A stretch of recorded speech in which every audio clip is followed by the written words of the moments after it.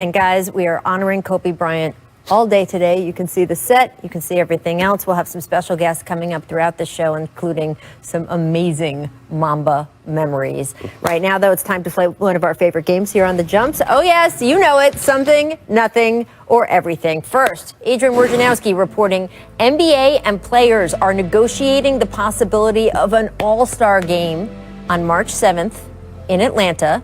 Chris Paul reportedly wants to use the game to provide support to HBCU schools, COVID-19 relief. Remember, the league previously canceled the original All-Star Game festivities in Indianapolis.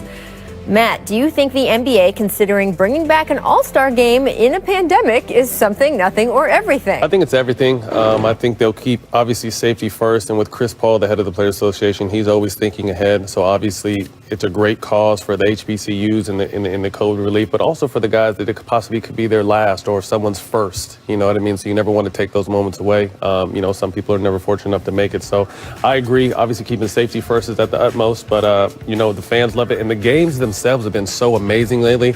I would love to see an all-star game.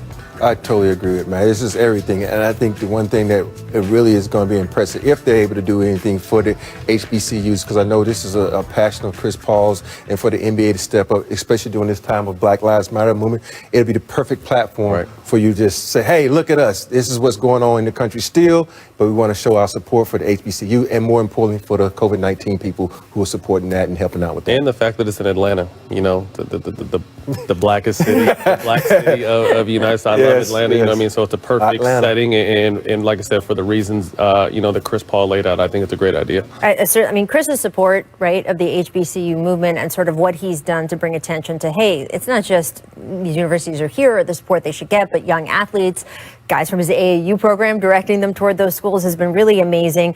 I appreciate all the reasons why everyone wants to have an all-star game this year, but I am concerned. I'm going to say, I don't think we can just gloss over health and safety here. And I sit here every day and I announce cancellation after postponement after postponement. And we have a situation here where we have 30 pods, in the NBA.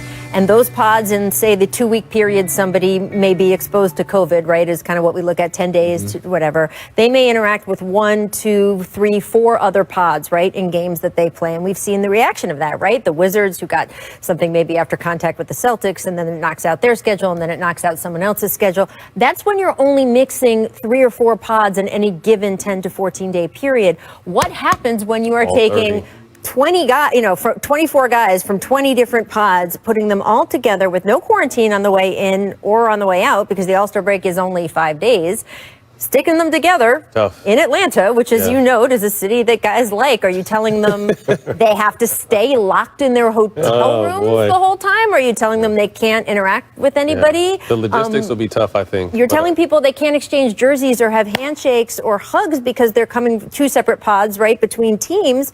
Now you're going to stick 24 of them all together and then send them right back to their individual pods. So, look, the NBA has been fantastic on health and safety. I trust the leadership of the NBA. I really, really do. So if they have a plan for this, I am excited to hear it. But again, as someone who every day sits here and talks about COVID's impact on the league, I am curious how they would pull this off. And if they can, I'm thrilled to see it. If they can't, I hope there is another way that we can give money support to some of the causes that we just mentioned. They can always just put it at the end of the season. That too, absolutely. And I do love that Elon ending they did in the last game. It was so fun. I loved the All-Star game in Chicago. It was amazing. So I would sure love to see it if safety can be taken into account for. All right, let's talk about the Nets beating the Heat for the second time in 3 days on Monday. But in those 2 games where Kyrie, KD, and Harden played, it was James that has taken the fewest shots, only 19 total in 2 games, along with 19 assists. Here's Harden's post-game describing this newfound balance for him. I was in a role for 8 years, controlling the ball, dominating the ball. Now it's a different experience for me, but it's still great. You got to pick and choose when to be aggressive, when to get your shooters going, when, to let KD and Kyrie get going. Once we get a rhythm in that flow and we kind of start to feel, each other out more, our team will have a lot more flowing throughout the course of the game. Right now, we're trying to find it, and we show really good glimpses of it, but it'll be more consistent. All right, so Robert Harden with as many assists as shot attempts against Miami. Do you think that's something, nothing, or everything? I think I'm going to go with nothing on this one because this marriage is still in the honeymoon, and he's still trying to figure things out. So I'm going to say nothing right now because they played the Heat without Jimmy Butler. They played a Heat that's a good team, but they're missing their top dog. So I'm going to say nothing because when you beat a team that doesn't have all this firepower and you still win, so I'm still going to say nothing. I think it's something from a standpoint of this is kind of the evolution of James. You know, we've saw, but if you think about it, his early days in OKC in the fourth quarter, he was the playmaker for Russ and KD. So this is the next step in James's evolution, and I like it. Everyone thought that Kyrie would be the third wheel at the second seat.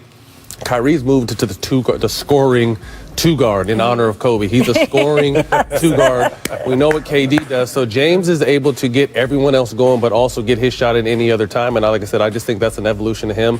My only concern about this team is on the defensive end, but offensively, they're playing against themselves, trying to get better every single night. So I don't really care about who the opponent is. And you guys both know that progression, right? You saw it in the league, both I'm sure with yourselves, but also with all the guys you came in contact with over the years. You start out just wanting to make it as an NBA player. Then as you get better, as James Harden did in Oklahoma City, we know there was a little bit of like, well, I could do this. I could start. I could have my own team. I could do these things. And then he spent years in Houston showing us that. The MVP, the individual accolades, the scoring titles, where he moved up in the record books behind Wilt in terms of per season averages. And then after a while, you're like, well, I really would like to win a title, and I'm going to sacrifice to that level to get to win one, and at least so far he's doing that. I just wonder how long, like, it's good now, and he seems happy with it now. If it stays at this pace where he's getting 10 shots, 12 shots a game, I wonder if he can stay happy throughout the season, knowing that he's sacrificing for the greater of the team. That's what that's my thoughts. Because you guys have seen that too. At the beginning, everyone's happy. A little honeymoon. When that loss, the first loss or two losses in a row hit you, and you're like,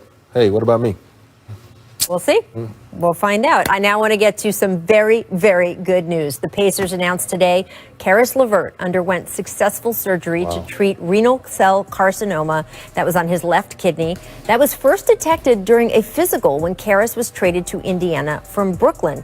No further treatment needed. Karis is expected to make a full recovery, although he will be out indefinitely. He said that he thinks this trade could have saved his life, guys, that he would never have had this thorough a physical just randomly in the middle of the season.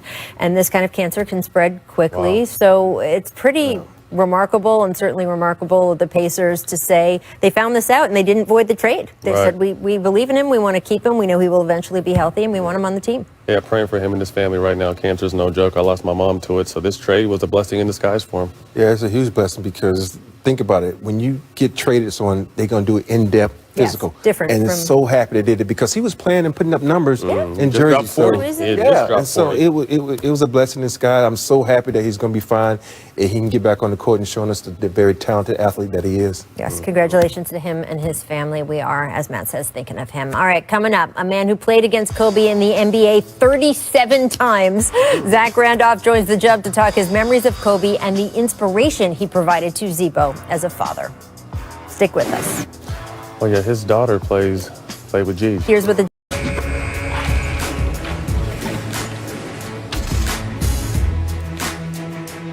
Welcome to a very special edition of The Jump. I'm Rachel Nichols. I'm alongside two of Kobe's former teammates, NBA champions, Matt Barnes, Robert Horry.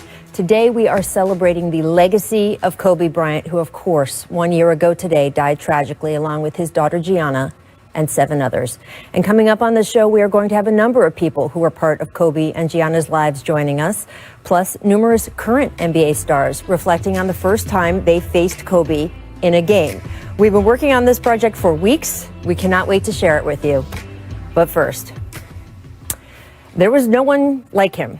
I've worked in this business for more than 25 years. I have covered everyone from Muhammad Ali to Michael Jordan, from Joe Montana to Tom Brady, from Serena Williams to Tiger Woods. And I can tell you for sure, there has never been anyone quite like Kobe Bean.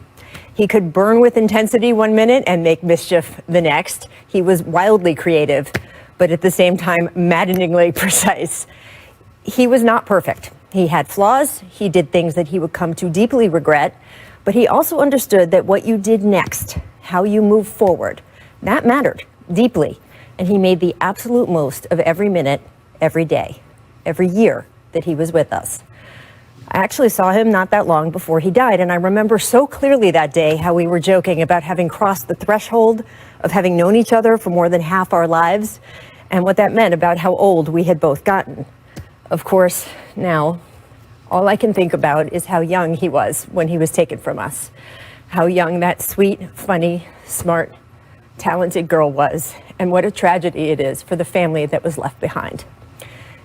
And to that end, we want to make clear that over these next 2 hours, we are keeping front and center the words of Vanessa Bryant, who recently posted on Instagram that she knew today would be full of remembrances of her late husband.